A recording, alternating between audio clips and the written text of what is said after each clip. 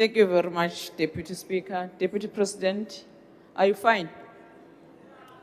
Are you good? Very Oh, well, all right. my dear. Deputy President, the deployment of the army at the Cape Flats is an exercise in futility because it is not a crime intelligence-led operation. Soldiers now are loitering the streets. We now know that SAPS and crime intelligence component of SAPS has been infiltrated by criminal elements. This is revealed by the Madlanga Commission. Do you then, Deputy President, acknowledge this, and what are the immediate actions will you take to ensure that SAPS is freed from control of criminals in uniform and who are aiding and abating gang in the execution of crimes in the country? Secondly, Deputy President, why are you, as leadership of the country, are quiet about this vigilante group that are waking up in the morning every day and beating Africans? Uzofika uthini kulamanye ama-African countries, Deputy President, because we are very quiet as a country, we are very quiet as an executive, police are not doing anything, police are not arresting those people. What is your immediate task to ensure that Africans are Honourable Member, not your beaten time has up by these expired. vigilantes in this country? Thank you. The Honourable Deputy President. Thank you, Honorable Deputy Speaker. Firstly, on the first issue, where you're saying that deployment Operation Prosper is exercise in futility, I think I've already indicated that we're going to look into that by making sure that we go to the area and see what the police are doing there in order to strengthen our intervention. The issue of the vigilante group, I addressed a meeting of NEPAD this morning before I came here, and I did condemn that. But of course, even before I condemned that, I did say that the security forces have been asked to deal with criminality. Of course, there should be law enforcement to deal with people who come into our country illegally, but we're not going to allow mob violence against anybody.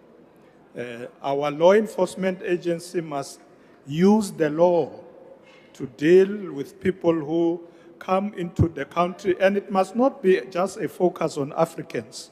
Anybody who's coming in our country illegally, the security forces must enforce the law. But we must ensure, and we must talk to our people as well, let them not take the law into their own hands. They must leave this thing to government, and there must be no mob violence against anybody. I did say this morning, and we are going to make sure that we strengthen that approach so that we can deal with criminality, but not come across as if South Africa is against other Africans. We will deal with this matter, because you are quite right that we're beginning to be read wrongly, where other leaders in Africa are saying, you see, our people are being killed, you do nothing. So we've asked Minister Kachalia to go on the ground, make sure that this thing is addressed. And of course, work with other ministers, not only him.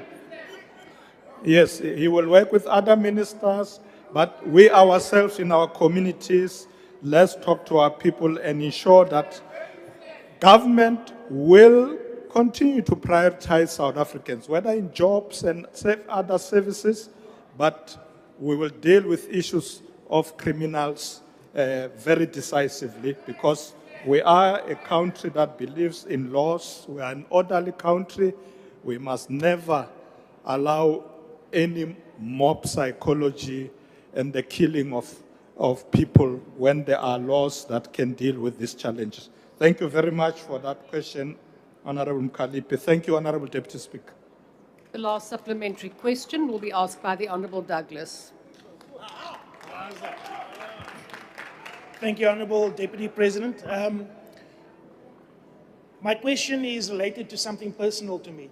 Yes. This morning I got a call from my sister. It looks like my nephew's been murdered in the Cape Flats. Murdered, yeah. He was stabbed a few days ago. And we're busy looking for his body. And the reality is that our people are suffering this kind of thing every day. And we're talking about 30 years of doing nothing for our people on the Cape Flats. And the army being sent there, the SANDF being sent there, is a last-ditch effort. But the reality is it's about what are we going to take, how are we going to get our youth off the streets? I'm a member of parliament sitting here, I can't save my own nephew. I can't save my own nephew with everything that's in front of me. I can't save my people. So my question is, when will we talk about the land?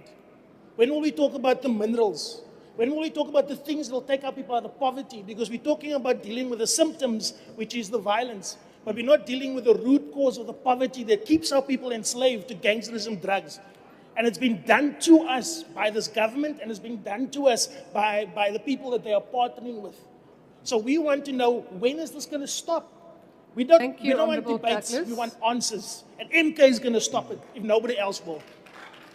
The Honourable Deputy President. Thank you, Honorable Deputy Speaker. Honorable Douglas, I'm sure everybody in this House do sympathize with the challenge that you are raising now of a member who has been stepped. You don't even know where he is. As I said earlier, that we're going to strengthen our interventions.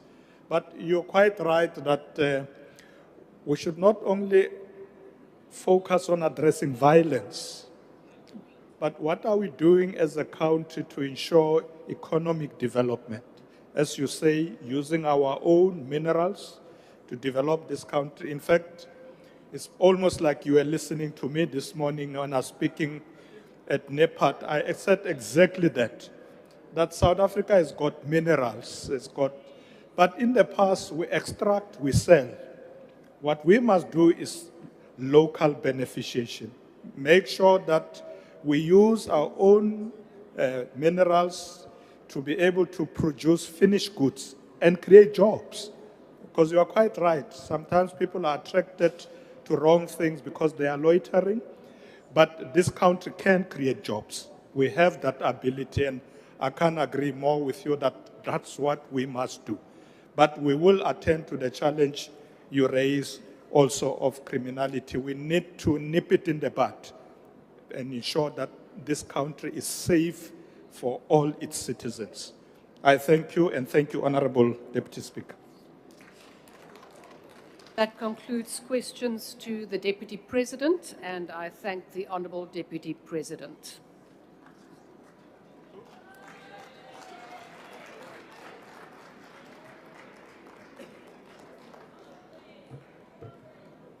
Long live the Honourable DP. members, I request members to stand and wait for the presiding officer and the mace to leave the chamber. That concludes the business for the day, and the House is adjourned.